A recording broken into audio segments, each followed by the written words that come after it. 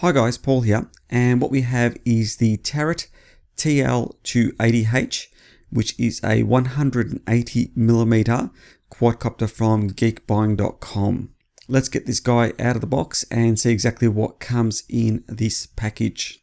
What I've done just to speed up the actual process of put the arms on the quadcopter, and this will basically speed up the overview on the Turret 280. So this is basically what we received with the multi-rotor. What I'll do is get these plastic fairings out of the way.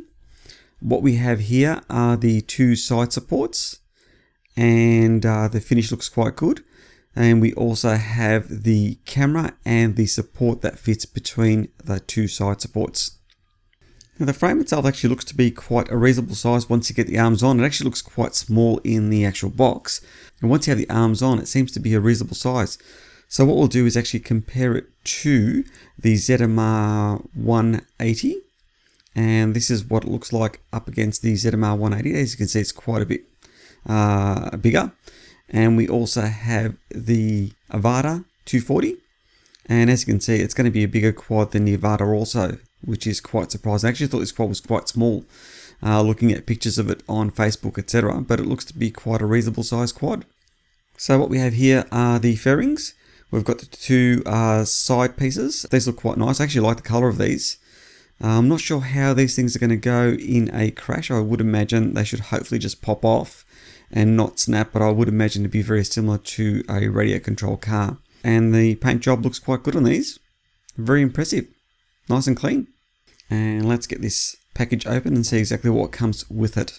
So what we have is the 4 feet that go underneath the quadcopter, and this just supports the bottom part of the frame so you don't damage it, and some nice cushioning. This looks quite good. So these are basically just stuck on. Yep, very nice. We also have the strap. This is the battery strap. A turret strap, yeah, that looks pretty good. And moving right along, we have the rubber matting.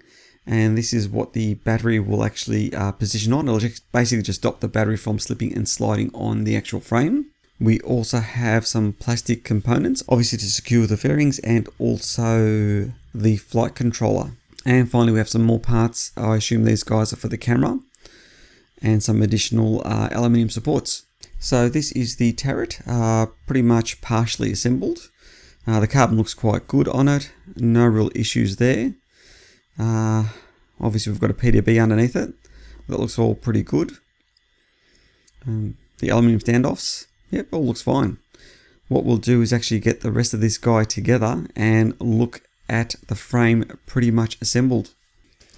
So here is the Turret 280 already assembled. As you can see, it's quite an attractive looking frame. There's no two ways about it at all. I quite like the look of it. The plastic fairings, I like the orange on it. They work together quite well. I'm not sure how well they can actually stay on in a crash, because they're only using plastic bolts to actually hold it in place. So you may have to put some Threadlock or something on those plastic bolts, because if you don't, I have a feeling they're going to come popping off, especially with the vibration. Top of it actually, as you can see, lifts off, so that gives you access to your battery, etc. And it just basically sort of clips back into place. It's kind of a little bit fiddly trying to get it back on again. So underneath, what we have is the Pdb board. As you can see, it's quite well thought out. The XT60 is actually really secure. The way they've gone about actually mounting it.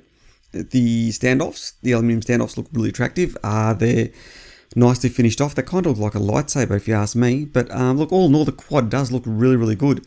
One of the things to keep in mind is this quad's got a hell of a lot of screws and bolts holding it together. Lots and lots of them. So it's something you're going to have to keep in mind. You're going to have to basically use something like Threadlock on all these bolts, because otherwise this thing's going to fall apart with the vibration of a multi-rotor. It's just something to keep in mind. Now, the quad itself is very attractive. I'm not sure how it would go as a race quad in a crash, etc.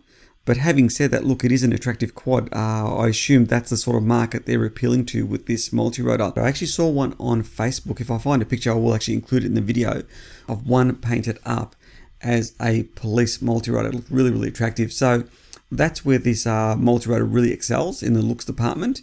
I think it looks really, really mean. As far as a robust race quad, I don't think that's what it's actually meant to be. So that's something to keep in mind if you're looking at building or buying one of these.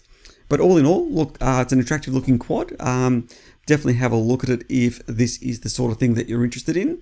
So anyway, we'll leave the video at that. Thanks very much for taking the time to watch this video, and I will have a link in the description for this turret frame. Thanks for watching, guys. Catch you later.